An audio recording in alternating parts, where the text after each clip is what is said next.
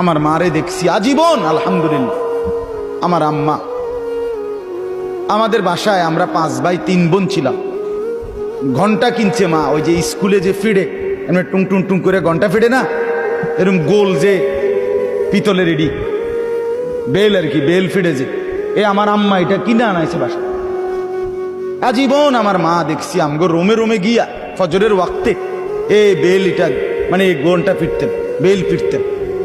যতক্ষণ না উঠতাম, বের না হইতাম, মা এটা ফিডা বন্ধ করতেন। কত সময় আমার মনে আছে মারে কইতাম, মা উঠছি তো, এটা ফিডন বন্ধ করেন না।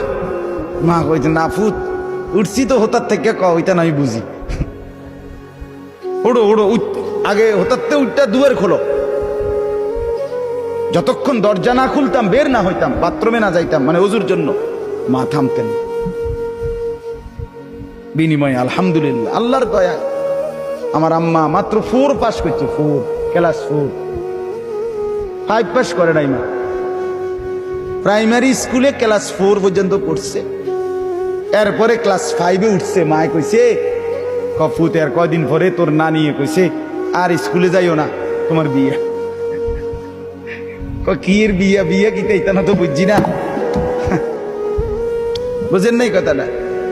সেই মার ঘরে আলহামদুলিল্লাহ এই 4 পাস করি না, মার ঘরে 5 ছেলে, 5 ছেলেই আলেমে দ্বীন হইছে।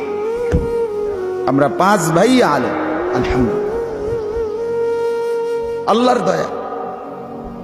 মা 1 সেকেন্ডের জন্য দ্বীন শিখাইতে বলেন নাই। এজন্য বলছি বাপ,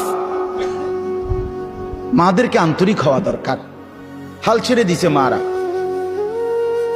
সেই মা কো, হ্যাঁ সুন্দর কথা বলছে, সেই মা কো